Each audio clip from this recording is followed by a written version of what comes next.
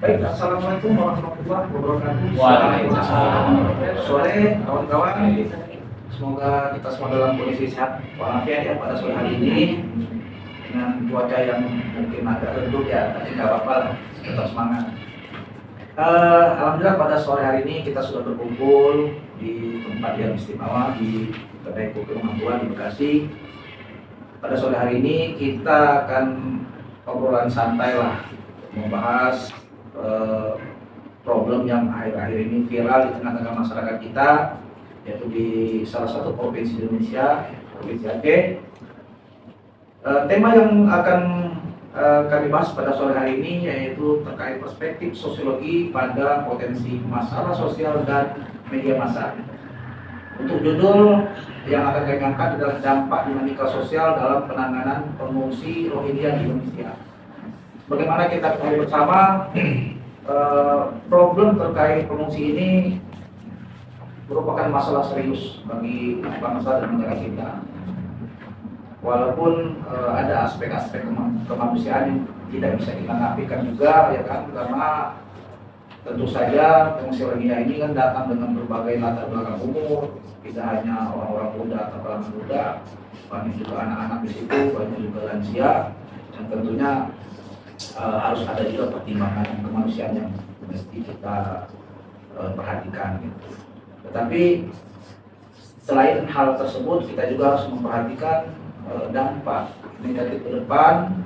Ya, tentunya ini akan berdampak sekali kepada perubahan tatanan sosial yang mungkin akan terjadi dengan masyarakat kita, karena pengungsi ini kan datang dengan latar belakang budaya yang berbeda dari bangsa kita, dan kita juga tentunya harus mengedepankan aspek keseimbangan.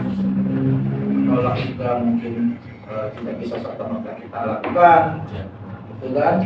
Dan juga menerima juga ya, kita tidak juga bisa serta-merta menerima mereka, karena akan ada dampak yang mungkin akan terjadi ke depan. Nah, pada sore hari ini saya selaku host atau moderator sudah bilang diri dari rekan-rekan yang sebelah kanan saya, mereka mungkin agak kontra ya, atau kurang setuju ya, betul, terkait adanya problem pengungsi ini gitu. Nah, tinggal nanti kita dengarkan apa yang menjadi pertimbangan ketidaksetujuan kawan-kawan terkait masalah pengungsi Rohingya ini. Dan di sebelah kiri saya ada Pak Flo yang mewakili sama rekan-rekan yang lain yang mungkin lebih pro. Tentunya ya mereka punya alasan tersendiri ya, apakah mungkin aspek sosial, mungkin rasa kemanusiaan, rasa iba karena ada anak-anak, ada lansia juga yang datang dari Rohingya. Nah, tentunya ini juga menjadi pertimbangan karena bangsa Indonesia tentunya kan ya, memegang ada ketimuran, ya, rasa ketidakenakan, rasa kasihan sama orang ketinggian gitu. Baik, untuk yang pertama kita akan mendengarkan dulu pendapat yang pro nih dari Mbak Pro. Apa sih yang menjadikan Mbak Pro sama rekan-rekan ini setuju nih dengan adanya fungsi Rohingya datang ke negara kita? Silakan Mbak Pro. Terima kasih Pak Putra. Untuk kelompok kami, dari sisi kami yang pro, kami tentu saja yang pertama kami kedepankan adalah asas kemanusiaan, hak asasi manusia, bahwa setiap manusia yang ada di muka bumi ini berhak atas penghidupan dan yang layak. Penghidupan yang layak ini berarti apa ya? Tempat tinggal, tempat mereka bermasyarakat, tempat mereka menjalin interaksi dan semuanya.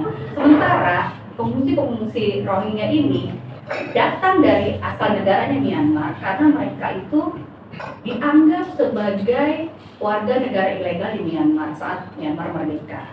Di sana mereka mengalami persekusi. Jadi mereka melarikan diri mencari suaka ke negara-negara tetangga. Sebenarnya tujuan mereka yang utama adalah dua, Australia dan Malaysia. Hanya saja di Malaysia mereka sudah benar-benar ditolak. Di Australia mereka sudah membludak. Jadi susah ditampung lagi. Jadi mereka juga bingung mau kemana. Sementara mereka pergi dengan kapal-kapal kecil, bukan kapal besar. Jadi mereka harus transit di port-port gitu kan, untuk isi bahan bakar, untuk cari makanan, untuk mencari perbekalan lainnya seperti pakaian atau yang lain-lain. Atau ada yang sakit, mereka mesti cari obat-obatan atau yang lainnya. Jadi saat mereka mau ke Malaysia dan mereka ditolak, sementara mau ke Australia juga di sana mereka sudah membludak dan mereka transit di Indonesia. Saat itulah mereka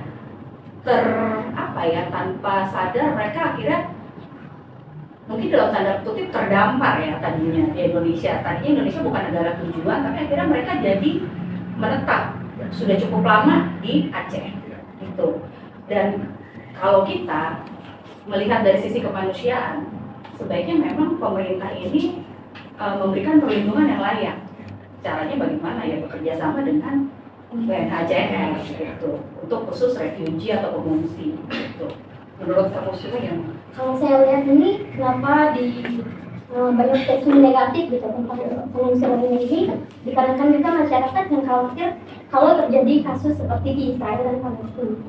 Padahal pada kenyataannya Indonesia ini bukan bagian dari konvensi PBB terkait dengan pengungsi. Jadi kita menampung mereka itu hanya sementara, seperti yang Bapak katakan bahwa akan tetap kemanusiaan. Jadi tidak mungkin terjadi kasus seperti di Israel dan Palestina. betul.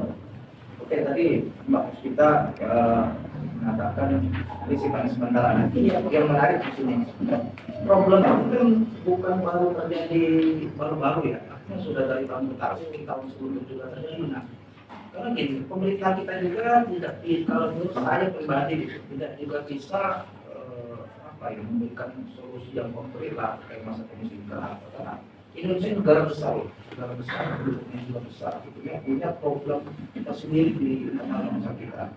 Apa iya pemerintah bisa kita harapkan untuk memberikan solusi yang real kepada pengungsi rohingya yang ini datang secara membludak ke Indonesia, ya kan? Nah, tentunya ya kita bisa melihat kondisi hari ini gitu loh. Pemerintah ya mungkin melalui memberikan statement, tapi solusi konkretnya apa gitu loh. Sementara masyarakat Aceh sendiri ya kita mungkin tidak berada di Aceh, tapi sedikit banyak kita coba memposisikan sebagai masyarakat Aceh ini, ya kan, yang mungkin selama ini sudah menikmati suasana yang damai, yang nyaman. Kemudian dapat permasalahan seperti ini, apakah ini tidak menjadi permasalahan baru di tengah masyarakat? Mungkin ada perubahan sosial, mungkin ada benturan dengan masyarakat lokal, ya kan? Karena terang kita tidak tahu di latar belakang mereka datang ke Indonesia ini ada problem apa, ada kasus apa mereka di sana, ya kan? Karena seperti yang terjadi di Malaysia loh, ya kan? Fungsi datang ini ya karena mungkin tidak punya pekerjaan jelas, tidak punya pekerjaan yang jelas, mungkin latar belakang pendidikan mereka juga dalam tanda kutip rendah, ya kan? Ya mungkin terjadi lagi kasus-kasus seperti mungkin pembunuhan. Justru di situ kita harus belain mereka ya kan? Iya. Karena mereka itu mengalami persekusi di negaranya. Ya, Kenapa mereka? Mengalami penindasan. Mereka nggak bisa stay di sana karena apa? Karena hukum di sana pun dibuat susah. Iya. Untuk mereka menjadi warga negara. Iya, kalau mereka sebagai korban, nah, kalau mereka sebagai pelaku bagaimana? Gitu loh. Apakah ya kita bisa membiarkan pemerintah? Nggak bisa kita harapkan, Mbak. Ya kan sudah terlalu banyak, apalagi tahun politik loh. Bisa apa pemerintah, ya kan? Nah, baik. Selanjutnya akan saya lempar nih kepada yang kontra nih. Kan saya sudah cerita sedikit tadi, ada problem sosial yang mungkin akan terjadi lebih serius ke depan, ya kan? Terjadinya perubahan tekanan sosial, mungkin juga kriminalitas. Nah, tentunya abang-abang ini punya alasan lah kenapa pengungsi rohingya ini harus kita tahan lah rajinnya kan gitu. Jangan seperti sekarang ini kok ya kayak bebas aja gitu. Perbatasan laut kita juga seakan-akan ya gampang-gampang aja mereka masuknya lah. Ya. Pikiran seperti apa, Bang? Oke, terima kasih Pak. Dari sisi kami melihat seperti ini ya. Kita harus memahami dulu bahwa kita ini adalah negara hukum, ya kan? Dan kita juga menghormati yang namanya hak-hak, karena itu terdapat di pembukaan Undang-Undang Dasar 45 kita. Yang dimana itu adalah kita memperjuangkan tidak adanya penjajahan di atas dunia ini. Tapi di sisi lain kita harus melihat dulu dalam konteksnya sekarang. Saya berbicara mengenai kejadian pengungsi Rohingya ini. Mereka ini berasal dari negara Myanmar, yang dimana pemerintahan Myanmar tidak mengakui kewarganegaraannya mereka. Sejak dulu ya itu. Ya, sejak dulu. Karena kenapa? Pengungsi Rohingya ini itu adalah dibawa oleh penjajah Inggris pada saat itu. Pada saat itu Inggris sedang menjajah Myanmar. Oke. Jadi kita melihat dulu secara garis mereka tidak ada hubungan sosial secara langsung dengan bangsa Myanmar karena mereka dibawa seperti itu. Oke. Penjajah lah intinya membawa Ya, mereka. membawa penjajah seperti itu. Lalu setelah terjadinya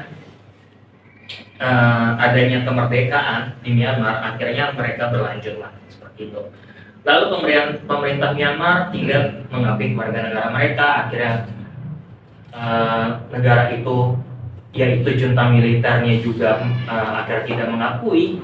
Karena kenapa? Karena mereka melihat tidak ada pendekatan secara persamaan atau sosiologis di negara mereka dengan pengungsi Rohingya ini. Kalau kita melihat bahwa banyak sekali isu-isu yang ada di dalam kejadian ini. Yang pertama adalah isunya terjadinya pergerakan waktu itu sebetulnya mereka ini ada pemberontakan juga Gimana dulu? di pengungsi Rohingya ini karena mereka membuat sebuah namanya pemberontakan pengungsi suku Rohingya ini. Di negara mereka sendiri. Ya, di negara mereka sendiri. Akhirnya junta militer melawan mereka seperti itu. Kenapa terjadi pengusiran? Karena junta militer merasa ini tempatnya Myanmar, jadi mereka tuh harus pergi. Oke? Berarti ada genosida dong di situ. Gimana? Nah, kalau sebetulnya genosida itu, menurut pendapatnya kami, genosida itu adalah bila terjadinya sesuatu yang haknya tuh dirampas.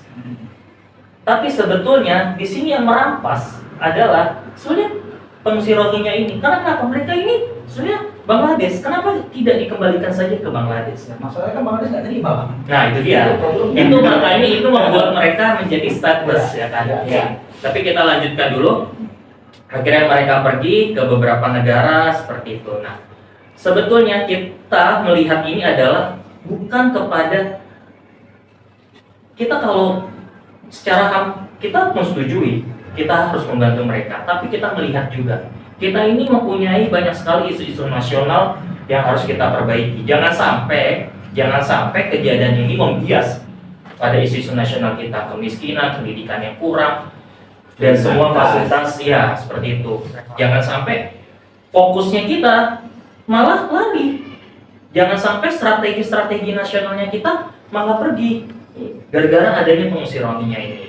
Dan kita kemarin sudah melihat, kita tuh sudah menerima pengungsi Rohingya ini dengan baik. Kita kasih mereka tempat tinggal, betul kan? Kita juga melihat juga mereka ini dikasih juga makanan dengan yang lain-lainnya. Tapi yang kita harus garis bawahi di sini adalah sebetulnya konfliknya ini adalah konflik di negara Myanmar, ya kan? Dan kita harus mengembalikan ke sana. Kita harus melakukan yang namanya diplomasi kepada Myanmar itu supaya apa? Supaya kejadian ini itu ditiadakan. Supaya nggak keluar lagi nih maksudnya. Iya, supaya jangan sampai isu-isunya mereka ini pada larinya ke kita semua nih, ke Malaysia, ya kan? Ke Australia tadi, bahkan sekarang udah ada di Indonesia gitu. Dan terakhir yang saya lihat mereka sudah menyampai di daerah Sumatera Barat, ya kan? Nah, itu jangan sampai ini menjadi hilang fokusnya dari negara kita. Kita setuju bahwa adanya rasa keadilan, adanya penghapusan semuanya itu, tapi kita melihat juga kita juga mempunyai fokus kepada negara kita secara nasional seperti itu. Nah, artinya terkait yang sudah terjadi nih, berarti setuju nih apa kalau diusir-usirin nih? Enggak, gitu ya. Saya tambahkan, Bang. Ya. Jadi kita semua harus sepakat dulu, Indonesia ini negara hukum. Negara hukum punya dasar hukum, landasan. Jadi memang semua permasalahan yang khususnya kita bahas kali ini adalah pengungsi, harus ada aturan main, ya kan? Ada hukum positif di Indonesia, ada hukum internasional yang disepakati oleh seluruh warga internasional. Itu dulu berpegang. Yang kedua adalah kepentingan nasional Indonesia harus menjadi prioritas utama. Tetap terlindungi ya. Itu yang utama. Ketika itu kita sepakat, kita akan lebih jernih untuk melihat permasalahan.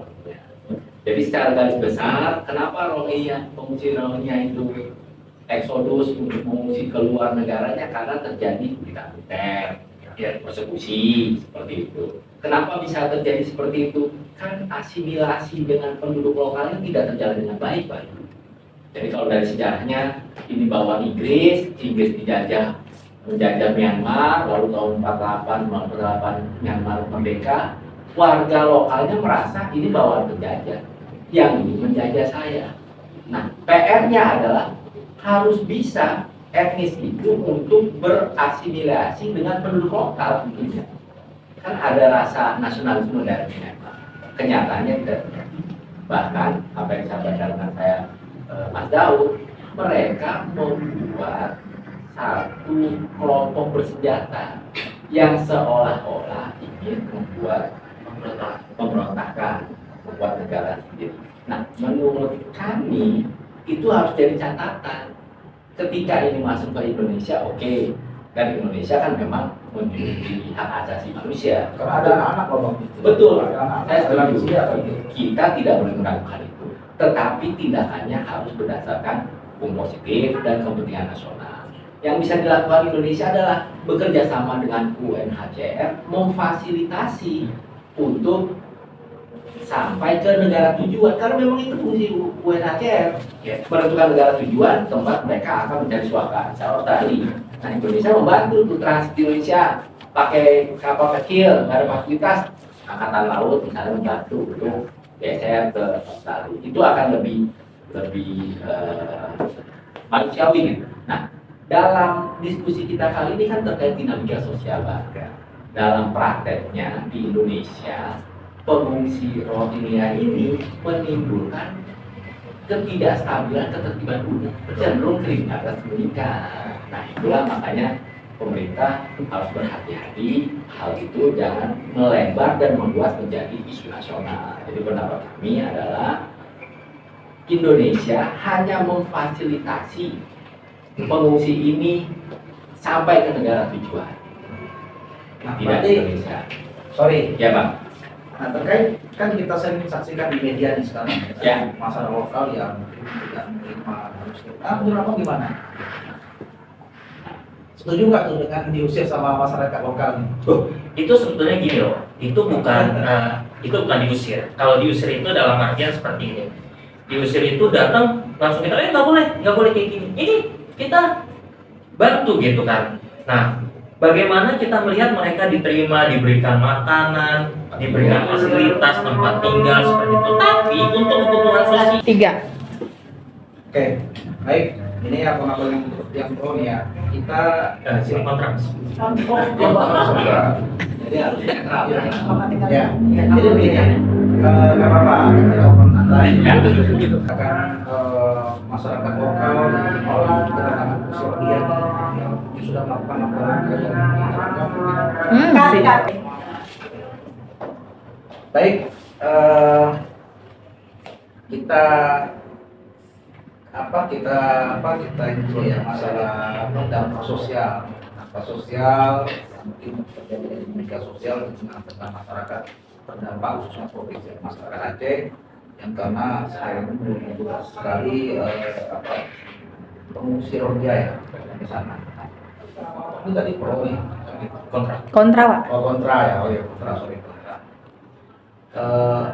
Kita saksikan di media massa nih banyak sekali masyarakat yang mungkin sekarang ini ya sudah cukup menghentikan juga langkah-langkah untuk masyarakat untuk menolak kedatangan atau keberadaan pengungsi ini. Ada yang sampai diusir dan segala macam. Nah, ini kan kasihan juga loh, karena di situ ada lansia, ada anak-anak.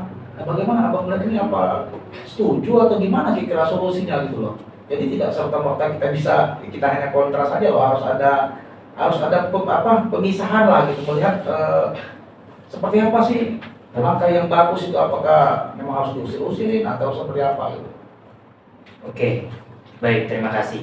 Di sini saya sih berpendapat seperti ini ya Pak Fitra, bahwa kita tuh tidak melihat ini bahwa kita mengusir. Ingat loh, kita ini pernah membantu pengungsi Rohingya, ya kan, betul kan? Kita ketika mereka terjadinya pergolakan di Myanmar, kita membantu. kita kirimkan bantuan dalam bentuk apapun, ya kan? Dan kedua, ketika mereka datang, kita tuh menerima dengan baik, tapi ini bersifat sementara. Karena apa? Kita harus melihat juga bahwa orang miskin di Indonesia tuh saat ini banyak dan juga harus dibantu. Oke, kita sebagai ambil contoh seperti ini. Bahwa di negara Eropa sana, baik Inggris maupun Jerman, itu adalah negara maju kan. Bahwa mereka juga membatasi untuk memberikan bantuan kepada pengungsi. Seperti itu. Nah, di sini kalau saya lihat bahwa sebuah langkah yang tepat oleh penduduk Aceh adalah menerima mereka, membantu bantuan, tapi hanya untuk sementara. Jangan sampai bantuan ini tuh disalahartikan dalam artian seperti ini, bahwa ini akan jadi human trafficking. Jangan sampai UHNCR ini malah jadi broker nih, Iya. jadi human trafficking, ya kan, betul kan? Jangan sampai tiba-tiba semua pengungsi datang. Ya kita nggak tahu ya ke depannya nanti apakah ada pengungsi-pengungsi yang lain atau tidak. Tapi kita melihat di sini adalah kita adalah bersifat bijak untuk membatasi. Karena kita juga mengalokasikan untuk penduduk rakyat Indonesia yang saat ini sedang di bawah garis kemiskinan. Masalahnya mereka udah di sini sekarang. Itu- Kalau udah di sini kan kita harus problemnya, kan? tangani ya kan? Ya. Dari Nggak segi bisa, maksudnya nggak bisa diusir ya kan? gini Mbak Bro, dari segi prioritas itu kita juga harus tahu mana yang menjadi prioritas bangsa Indonesia. Ya, betul. Yang apa yang harus pemerintah dan rakyat Indonesia lakukan itu prioritas itu untuk bangsa Indonesia itu sendiri dulu. Baru nanti setelah selesai itu semua mungkin bisa kita membantu ke contohnya pengungsi Rohingya tersebut kayak gitu. Kalau untuk sekarang rasanya belum pantas kita untuk bilang kita membantu nih supaya dia bisa hidup layak atau segala macam. Sedangkan rakyat Indonesia pun itu belum ada yang masih ada yang di bawah garis kemiskinan seperti Masih itu. banyak tuh, Mas. Iya, Masih banyak sekali. Coba kan kalau itu nunggu kita jadi kaya semua nih, kayaknya gimana tuh ya? Gimana Pak Ulu? Betul, betul kan? Dan seperti yang Pak Putra bilang. Jadi kan kalau kita lihat dari Perpres nomor 125 tahun 2016 ya, yang menyatakan bahwa pengungsi itu orang asing yang berada di wilayah NKRI karena ketakutan akan persekusi dengan alasan ras, suku, agama, dan lainnya. Nah, karena mereka sudah sampai di sini dan kita juga punya peraturan presiden sendiri yang mengatur itu, berarti kan sebenarnya Indonesia itu sudah mempunyai regulasi sendiri untuk menangani ini. Dampaknya yang saat ini beredar di media massa adalah banyak sekali orang-orang yang meminta mereka dikeluarkan dari Aceh. Sementara kami melihat dari sisi kemanusiaan ya kan berat buat mereka untuk pergi juga gitu. Sementara kalau kita lihat dari sisi kita sendiri, betul memang Indonesia saat ini masih banyak yang hidup dalam garis kemiskinan, betul sekali. Tapi dari sisi yang lain kita juga harus melihat dari sisi kemanusiaan. Itu aja sih nomor satu menurut saya, sisi kemanusiaan. Dan Indonesia kan tidak berdiri sendiri di sini, tapi ada UNHCR yang membantu gitu. Kalau saya lihat ini di media juga banyak berita hoax yang tersebar gitu tentang pengungsi ini. Contohnya adalah perusahaan fasilitas di rusun di Sidoarjo, di provinsi Sidoarjo. Sedangkan Kominfo sendiri sudah memvalidasi bahwa berita ini hoax, bahwa yang merusak itu merupakan pengungsi dari negara lain dan bukan merupakan pengungsi dari Rohingya. Sih, berarti kan pengungsi ternyata sebenarnya bukan cuma Rohingya aja, karena Rohingya yang dibesar-besarkan di media massa gitu. Even beberapa teman saya juga kerja di lembaga NGO, mereka punya rumah pengungsian di daerah Sukabumi apa ya, itu juga sampai penuh, tapi nggak dibahas juga di media massa. Tapi kenapa Rohingya ini dibesar-besarkan sampai sedemikian rupa, sampai menjadi tagline yang berseliweran Tapi kalau memang ramai gitu. besarkan sih kalau menurut saya. Iya. Mungkin kalau sudah membuat loh Mbak. Iya kalau memang benar mereka ini murni atau pure ini pengungsi, tapi kan bisa aja mungkin ditunggang oleh numpang gelap. Nah, bagaimana kawan-kawan yang pro untuk ini ditampung dalam jangka waktu yang kita nggak tahu sampai kapan gitu loh. Nah itu harus dilihat juga sisi itu, ya kan, tidak menutup kemungkinan di situ ada perdagangan orang, di situ mungkin ada perdagangan obat-obatan, kita nggak tahu dampak terhadap dinamika sosial yang akan mungkin terjadi di negara kita sendiri. Betul. Justru karena itu kita harus pemerintah yang harus bekerja sama melihat, menetapkan sebenarnya syarat-syarat pengungsi itu apa aja sih di Indonesia ya kan, itu disortir. Sebenarnya kategori pengungsi itu apa ya kan? Bukan begitu, Bapak. Cuma menurut kami adalah begini. Kita melihat dari datanya ya. Per November 2023 kemarin yang datang itu adalah 1.543 orang. It means bahwa Itu dari data mana? itu dari data yang sudah diiniin sama UNHCR. Ya, Betul. betul kan? Nah, itu datang 1.543 orang. Ini tuh cukup banyak, Bang. Ya kan? Satu, dananya itu dari mana? Ya kan? Yang kata kedua, mereka ini kan juga kan butuh kehidupan sosial, ada kebutuhan sosial, kebutuhan dasarnya mereka kita penuhi, tapi rakyatnya kita juga banyak yang di bawah kebutuhan dasarnya ini tidak terpenuhi. Betul, tapi buktinya kalau kita lihat di media massa, rakyat warga lokal Aceh justru memberi bantuan makanan ke pengungsi Rohingya ini. Nah, tapi untuk sementara, tapi untuk jangka panjang kita kembalikan karena begini, UNHCR itu sangat kurang tepat bila mana kalau misalnya itu etnis Rohingya ini menetap. Karena kenapa? Harusnya UNHCR ini adalah memfasilitasi langsung kepada Myanmar. Kayak gitu. Selesaikan konflik di rumahnya sendiri gitu. Jangan sampai konfliknya itu terbawa sampai ke rumah orang lain. Sebuah tidak etis kalau misalnya kita membawa masalah ke rumah tetangga, bukan begitu kan? Iya betul. Tapi kan masalahnya adalah saat ini kita balik lagi kayak tadi ya Bang Daud, bahwa pengungsi ini sudah ada di Indonesia. Gitu. Oke. Kalau misalnya melihat, silakan. Kaitannya dengan media massa, kan saya yakin kita semua sepakat ya, bahwa media massa di segala isu apapun memegang peran sentral. Media massa itulah makanya tersebarlah seluruh berita di Indonesia bahkan berdunia. Nah, kita harus memilah mana media massa yang kredibel. Karena kita semua juga minim yang melihat langsung ya, atau meninjau lokasi dominan dapat dari media massa, media elektronik lah, media cetak, informasi, pernyataan pemerintah. Nah, satu, yang kedua, prinsip Indonesia itu memang kan kita dalam konvensi Indonesia menjunjung tinggi hak asasi manusia dan itu sudah dilakukan ya, dilakukan ada prinsip ketika saling masing-masing antara pemerintah dan pengungsi itu bisa bekerja sama dalam artian menciptakan ketertiban umum, kita welcome. Kita kan ini bereaksi ketika kepentingan nasional menjadi ancaman dengan hadirnya pengungsi. Paling mudah lah Bang, terjadinya potensi tindak kriminalitas. Perubahan tatanan sosial juga. Perubahan tatanan sosial. Dan ini sudah diberitakan oleh media nasional yang kredibel. Terjadilah tindak-tindak kriminal dan sudah ditangani oleh pihak yang berwajib, kira-kira ini yang gitu. Indonesia harus antisipasi loh Bang. Yang sudah ada, oke. Bagaimana yang sebelum ada? Ya jaga di perbatasan. Dan tentunya dengan izin dan berkoordinasi dengan dunia internasional, dalam hal ini diwakili oleh UNHCR. Langsung dibantu sampai ke negara tujuan. Bagaimana sudah ada? Berarti negara harus benar-benar hadir ya, harus tegas lah. Harus tegas lah, harus benar-benar hadir. Bagaimana dengan yang sudah ada? Yang sudah ada kan menimbulkan masalah, lebih dominan menimbulkan masalah, bukan semua yang menimbulkan masalah, enggak. Lebih dominan yang berpotensi mengganggu kepentingan nasional.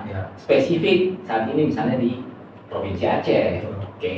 Nah, dari situ bertindaklah dengan hukum positif yang ada, misalnya, oke, di bawah Kemenkumham kita kan punya badan juga yang menangani itu, ya kita ambil datanya, kita fungsikan pengungsi yang sudah mengganggu ketertiban langsung ke negara tujuan. Dan saya sepakat sudah disampaikan Pak Gau, ketika ada isu di negaranya itu juga menjadi tugas UNHCR. UNHCR salah satunya fungsi mengembalikan pengungsi ke negara asal. Memang ada klausul jika konflik sudah selesai. Dan berarti kalau kita lihat nih selama ini kan hanya bicara keluar terkait kemanusiaan, tapi mungkin mereka nggak mempertimbangkan ya sisi anggaran kita juga gitu. Kan tentunya berat bagi Indonesia itu loh Pak. kita nampung ini kan orang tidak nggak mungkin kita biarin kelaparan kan. Betul. Nah, ini siapa nanti yang mau nanggung itu? Kalau dibebankan ke masyarakat sekitar ya enggak. Iya. Ya memang tidak mungkin. Itu kalau Nah, solusinya apa gitu loh? kalau menurut kami solusinya adalah pemerintah benar-benar harus membuat kerjasama yang mengikat dengan UNHCR, karena UNHCR ini khusus menangani para pengungsi kan. Jadi harusnya mereka itu memang yang bertugas memberikan dana untuk perlindungan serta bantuan berupa pemenuhan kebutuhan dasar untuk para pengungsi ini gitu. Jadi kalau saat ini memang belum ada, yang saya baca juga di media massa adalah bahwa pemerintah juga sudah menganggarkan APBN-nya gitu. Itu salah satu bentuk itikat baik dari Indonesia gitu. Saya juga tahu bahwa itu tidak mungkin selamanya ya, karena itu memotong anggaran untuk yang lain juga kan. Sementara tadi dibilang teman-teman bahwa Indonesia juga masih banyak rakyatnya yang di bawah garis kemiskinan. Jadi memang solusinya adalah pemerintah Indonesia harus benar-benar strict mengikat kerjasama dengan UNHCR. Nah, realnya kan saat ini jadi beban masyarakat lokal gitu loh. Orang nggak mungkin nunggu makan itu nunggu anggaran cari apa segala macam ya kan, kebutuhan hari harus dipenuhi.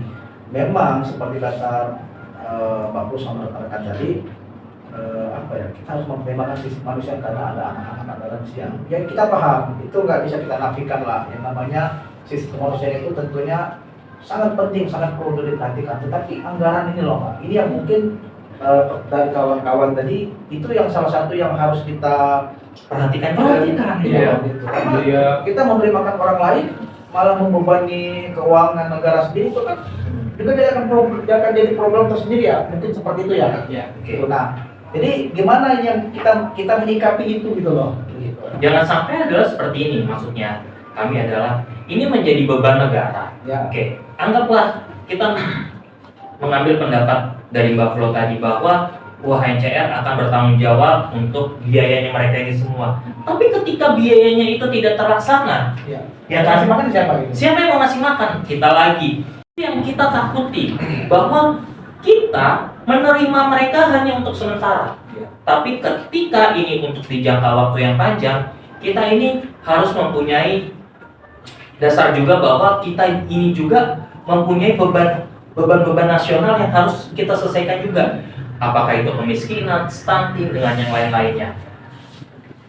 Soalnya kalau tadi ngomongin dana ya, dana dari mana? Itu sebenarnya tadi yang saya bilang bahwa pemerintah harus bekerja sama dengan UNHCR, itu ada dasar hukumnya. Itu ada di Perpres nomor 125 tahun 2016, pasal 2 ayat 1 dan 2. Bahwa penanganan pengungsi dilakukan berdasarkan kerjasama antara pemerintah pusat dengan PBB melalui UNHCR. Tapi nyatanya begini Bu, kebanyakan itu dana yang jadi sumber makanan dari pengungsi tersebut itu kebanyakan itu dari masyarakat lokalnya. Yang terserap itu bukan dari APBD, mungkin dari APBD bisa turun juga mungkin, tapi butuh waktu karena butuh aliran dari pusat ke daerah seperti itu. Ya, banyak persetujuan lah Mas. Ya, lebih banyak regulasi Ya, supaya itu juga. semua bisa turun. Tapi setiap harinya itu kan pengungsi itu butuh makanan, tempat tinggal mungkin atau baju dan lain sebagainya.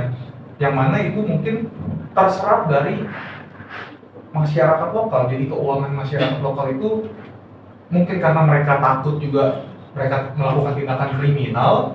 Jadi ya udahlah kita coba dari desa atau apa segala macam untuk memenuhi kebutuhan tersebut. Bukan karena bukan karena rakyat kita baik yang ada di sana memberikan seperti itu, justru malah mereka menjadikan itu ancaman gitu. Jadi daripada dia tindakan kriminal, kabur apa segala macam, beritanya juga udah ada, kabur segala macam, ya udah mending coba deh mungkin dikumpulin anggaran dana di masyarakat untuk memberikan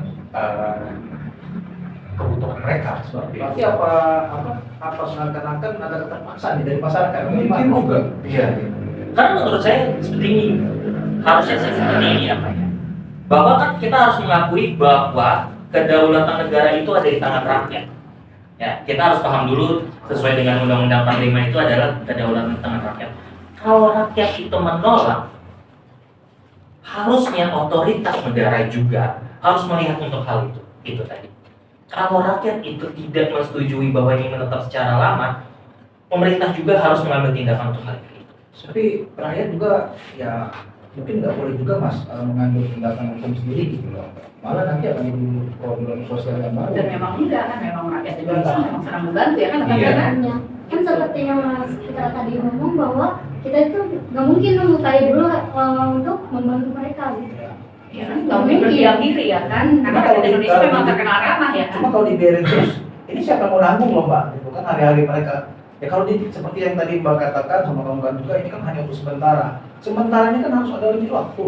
Kalau setiap hari sementara, ya ini jadi beban keuangan yang cukup mengkhawatirkan loh bagi masyarakat lokal, ya kan gitu. Buktinya mereka sudah di sini dari 2016 loh, Iya. sudah 7 tahun. Cuma kan dengan segala macam konflik kan Ya, apa? dengan Ya. jumlah yang sekarang hadir itu kan lebih banyak dari 2016 udah pasti dari data. Nah, otomatis itu biaya yang dikeluarkan pun juga lebih besar, mungkin berapa kali lipat dari 2016 seperti itu. Tapi gini sebenarnya kita kalau misalkan kita ngobrol dengan adat istiadat di Aceh itu kita pakai hukum adat Panglima Laut ya kan. Hukum itu tuh suatu lembaga yang memimpin adat istiadat kebiasaan yang berlaku di bidang penangkapan ikan-ikan penyelesaian sangkutan di wilayah Aceh. Nah gini, ini kan Rohingya juga kan emang udah dari tahun berapa? 2016 ya di sini ya. Nah, kalau misalkan dari 2016 sampai 2024 ini masih ada di situ, berarti kan dari pemerintahan sendiri juga kan nggak mengambil tindakan yang tegas gitu kan. Nah, sebenarnya dari tindakan pemerintahan itu ya kan, sebenarnya kalau dia memang mau memperlakukan ini ada Rohingya ya, apa namanya, negara Rohingya, sebenarnya dari batas laut aja itu kan kita punya tentara angkatan laut ya kan. Nah, seharusnya dari situ udah di stop. Sedangkan kita ini punya tentara laut angkatan laut ini ya kan punya alat yang sangat canggih ya kan. Betul. Apalagi dengan kapal-kapal yang kecil aja dari teropong aja udah mulai kelihatan. Betul. Kalau misalkan emang dia Dari awal gitu kan, nah itu kan Indonesia sudah bersedia menerima ya. Jadi Bersedia memang menerima, sebetulnya. menurut kami ya, memang pemerintah Indonesia ini memang sudah menyediakan diri tanpa quote ya untuk menerima mereka gitu. Pak Bro, makasih Pak. Ya. Siap. Itu konteksnya kabur, kayak gitu konteksnya. Oh. Karena kita spesifik saat ini membahas tentang Rohingya, nanti kita quote di Rohingya. Kita perlu sepakat, Indonesia tuh open sama pengungsi yang lain.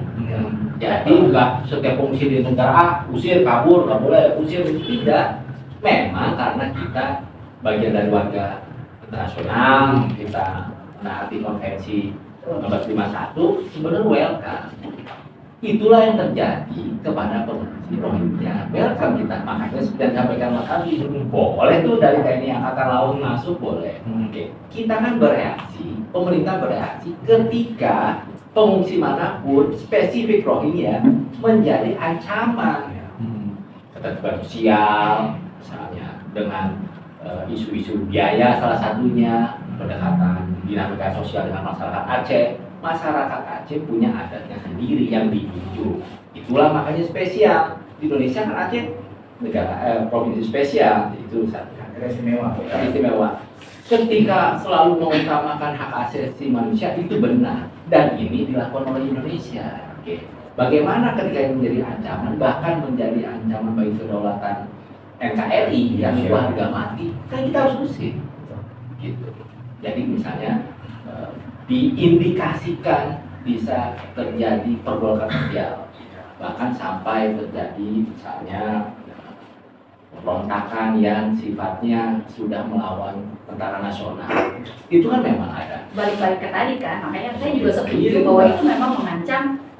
Jika itu mengancam kedaulatan nasional, saya setuju itu bisa berdampak ke sana. Ya. Makanya tadi saya bilang bahwa pemerintah harus menerapkan aturan yang tegas mengenai syarat-syarat pengungsi Betul. supaya terhindar dari imigran gelap. Dari yang Gitu. lain-lain. Aturan Atau tegasnya sudah MPLO. ada, Mbak. Sudah ada aturan tegasnya. Oke, merujuk ke aturan Iya, Konvensi iya. Januari 1951 RCM. Ada turunannya hukum positif Indonesia Perpres tadi. Betul. Tentu di Indonesia ada institusi yang menangani itu. Betul. Siapa leadernya? Kemenkumham. Betul. Sudah. Karena kita negara hukum tertib, sudah ada tuh aturan A, B, C, D dinilai tidak sesuai dengan yang aturan kita laksanakan, tegas. Ketika tidak sesuai ada sanksinya. Sanksinya apa? Diusir. Gitu. Ketika mau masuk lagi kita blok, langsung antar ke negara tujuan suaka. Itu Mbak. Jadi Indonesia menurut kami telah melaksanakan aturan main dengan baik. Tetapi ketika pengungsinya tidak mengikuti aturan, kita punya kewenangan loh. Nah, kita sudah sesuai aturan. Kita punya kewenangan. Jadi kalau dibilang strict, tegas. Apakah dibuat-buat? Tidak. Aturannya merujuk ke UNHCR dan Hukum Positif Indonesia. Betul. Dirasa sudah tidak memenuhi ketentuan itu, makanya bertindak. Salah satu indikatornya adalah komplain masyarakat lokal yang disampaikan melalui pemerintah daerah, nyampailah ke nasional. Kok kita bisa tahu? Ya peran media massa lagi. Media massa ketika memberitakan dengan faktual gitu ya, dengan kode etik jurnalistik, ini kan memang membawa dampak sosial. Inilah kita bahas. Justru disinilah makanya kita harus benar-benar meminta peran aktif dari pemerintah pusat dan pemerintah daerah untuk bekerja sama untuk mengatasi kasus ini, untuk kasus pengungsi etnis Rohingya ini. Memang betul seperti yang tadi Bapak bilang, saya juga setuju. Ya. Tapi mereka ini juga kan sebagai manusia berhak dilindungi hak asasinya, gitu. Apalagi ada anak-anak. Apalagi ada anak-anak, lansia, perempuan-perempuan yang lemah, gitu kan. Jadi memang kami juga setuju bahwa mereka jangan selamanya ada di sini, itu kami setuju. Tapi saat ini, saat mereka ada di sini, ya kita harus bisa menjamin kebutuhan mereka dengan sebaik-baiknya, mencukupi segala sesuatunya dengan sebaik-baiknya. Itu tadi balik lagi bekerja sama dengan UNHCR. Memang kesannya memang berat dan memang sudah ada komplain dari warga lokal yang terkait di media massa. Saya juga membaca itu. Hanya saja sangat disayangkan juga bahwa tadinya mereka juga yang menolong mereka kan, yang maksudnya warga lokal Aceh yang menolong para pengungsi Rohingya ini untuk masuk ke Indonesia untuk merasa diterima gitu. Coba teman-teman ya, Walaupun pada akhirnya gitu. pertimbangkan Mereka jadi kayak gitu. dinamika sosial yang terjadi. Kalau Isu-isu menurut- sosial coba pertimbangkan. Kalau menurut saya Ya. perilaku yang kita anggap kurang baik gitu ya, mungkin juga itu karena kurangnya pendidikan mereka. Ya. Karena selama ini terus pontang-panting gitu ke sini ke sana. Jadi kasus ini harus benar-benar UNHCR itu harus benar-benar cepat gitu di Ya. sini supaya nggak berlarut-larut. Sorry Mak, kalau nggak salah kemarin kita sering dengar ya di media itu ada mungkin beberapa kelompok pengungsi Rohingya ini malah bantuan dari masyarakat Aceh dibongkar. Iya. Dibuang makanannya. Makanya kadang-kadang kita nih bingung gitu loh. Di satu sisi kita mengedepankan sisi kemanusiaan, kasihan ya kan orang terkatung-katung terlunta-lunta di laut mungkin baru minggu. Tapi di satu sisi kok mereka kayak tak sudah. Tapi bayangin ya, kalau Bapak jadi refugee ya, di pengungsi, pergi dari kapal kecil, dari Dari- wilayahnya berhari-hari. Iya. Kalau saya sih mungkin bakal introspeksi, kenapa sih saya diusir dari kampung halaman? Itu pendidikan, mereka kurang pendidikan, dan memang mereka juga nggak nyampe ke situ cara berpikirnya. Justru kita harus mengerti dari cara berpikirnya mereka bahwa mereka mungkin melakukan itu karena mereka stres ya kan. Iya. Mereka nggak bisa nyampe ke Malaysia ditolak, mau ke Australia ternyata Australia kan bilangnya nerima ya kan. Tahu nggak mereka ditaruh di mana? Mereka ditaruh di satu pulau kecil yang terisolasi di dekat Papua Nugini sama pemerintah Australia. Jadi pemerintah Australia ini juga dalam tanda kutip tricky ya. Mereka bilang mereka mau terima, tapi ternyata mereka diasingkan di satu pulau gitu. Nah, kebayang nggak kalau saya menghadapi situasi seperti itu, saya juga mungkin stres ya. Gitu, mungkin itu juga nggak selalu mereka lakukan, tapi seperti kita tahu media massa itu kan juga suka membesar-besarkan. Gitu. Itu tadi. Iya kan? Iya. Coba kalau kita Makanya pikirkan tadi, dari sisi refugee ini para pengungsi. bingung Pasti jadinya ya, bingung. pengungsi Rohingya itu kan. Tapi saya suka dengan sikap trikinya dari Australia. Iya. Kan kenapa iya? Karena dia mempunyai kedaulatan Iya, untuk negaranya mereka iya. gitu kan. Jelas gitu ya. Sebagai untuk kita ketahui bahwa Australia itu untuk standar penduduknya dengan benua Australia yang begitu besar, mereka masih menduduki 20%. Itu masih lebih gede daripada kita yang istilahnya sekarang karena ngeliat ke sono ke sini udah ini ya. Betul. Kenapa saya bilang bagus dengan sikap trikinya? Pihak pro harus mengetahui bahwa Australia ini adalah negara yang sangat menegakkan HAM secara yang paling bagus di seluruh dunia. Dia penegakan HAM-nya paling bagus karena mostly penduduk mereka itu adalah imigran awalnya, Orang-orang buangan. orang buangan. Mereka sudah tahu orang buangan seperti apa ya. Nah, jadi mereka udah tahu orang buangan seperti apa. Dan mereka akhirnya melakukan hal ini. Karena kenapa? Ini supaya tidak ada yang namanya bias, bias sosial. Ya. Nah, itu tadi menurut saya pihak Australia sudah melakukan hal yang tepat. Iya, bahwa supaya seolah-olah mereka diterima, mereka ditempatkan yang paling ujung gitu. Di Indonesia mungkin bisa menerapkan itu ya. Cuman karena emang Indonesia ini terlalu baik emang. Iya. Rasa kemanusiaan itu tinggi, terlalu tinggi. Nomor 5 mau Iya. dinawi nanti Iya. kita kan kaya raya, jadi kita Iya. siap membantu siapa. Kasihan orangnya. Cuma itu tadi kan. Oke, cukup menarik lah ya. Cukup menarik dalam arti dari rekan-rekan yang pro juga ya tentunya punya landasan yang istilahnya cukup masuk akal lah untuk kita bukan berarti kita tidak menerima atau tidak melindungi hak-hak kemanusiaan, tetapi tentunya ada hal-hal terkait kepentingan nasional kita yang harus kita pertahankan, gitu kan? Itu. Nah, kawan-kawan yang perlu juga ini dilindungi ya tentu punya alasan yang cukup masuk akal karena ya, mempertimbangkan sisi kemanusiaan. Ada anak-anak, ada lansia, di situ orang tidak berdaya. Cuma itu tadi kadang-kadang ya kita sudah terima dengan pintu yang sangat terbuka.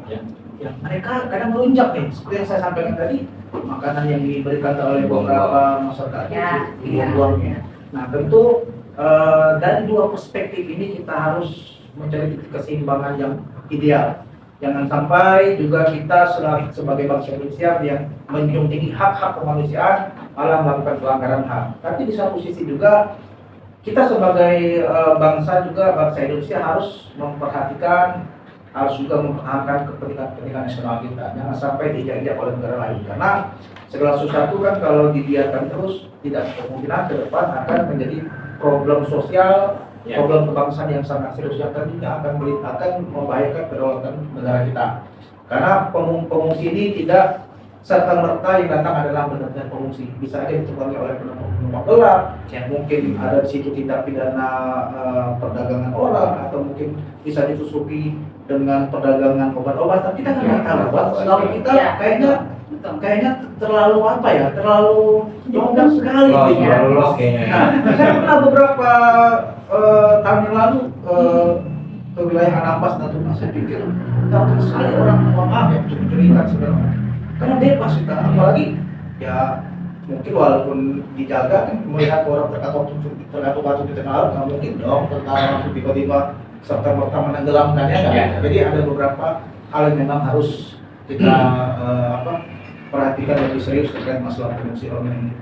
Baik, diskusi hari ini yang obrolan santai cukup menarik ya dari kawan-kawan yang kontra, tentunya ya cukup bagus lah ibaratnya kan gitu. Dari kawan-kawan yang pro juga punya alasan yang sangat masuk akal. Baik, Saya boleh kasih closing statement, Bang? boleh silakan. Silakan. Boleh.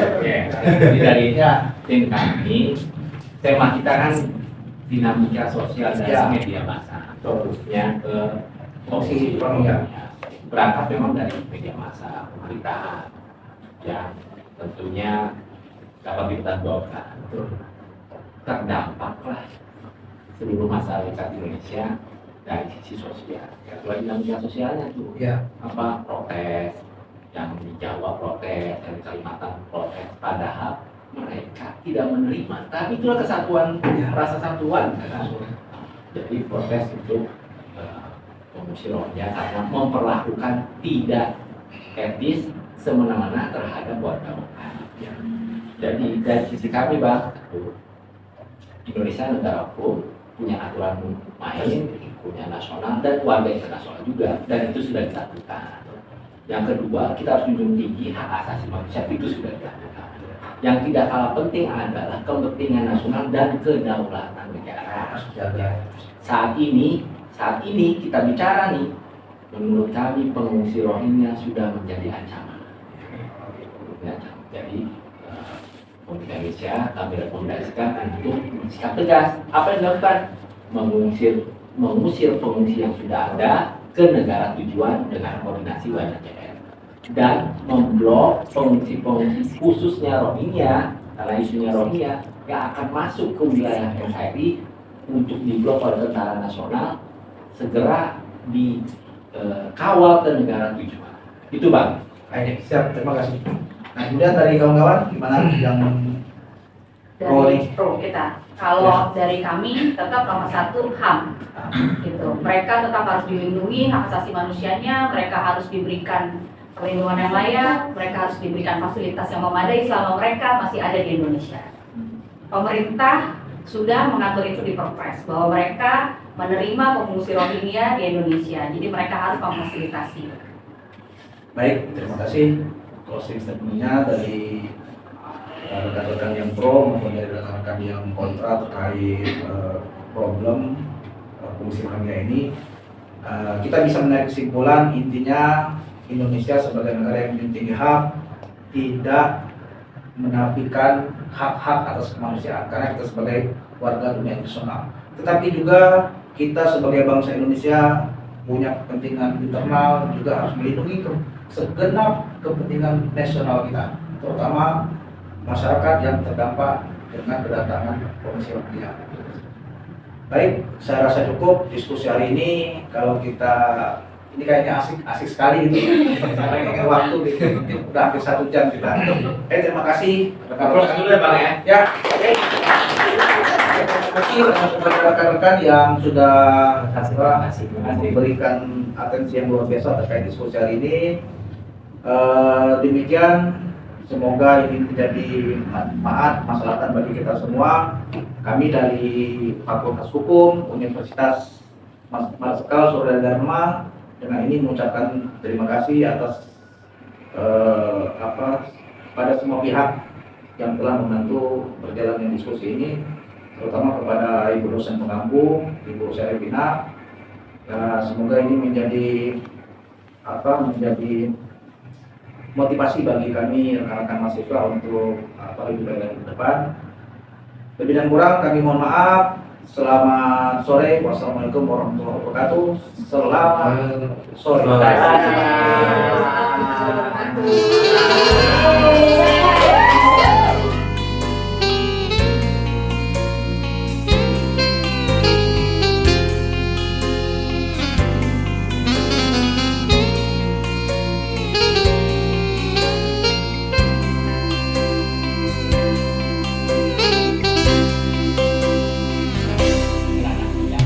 Ku terima suratmu nan lalu,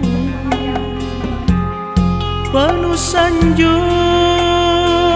nan kata merayu, syair dan pantun tersusun indah sayang, bagaikan mada dan fatwa pujangga.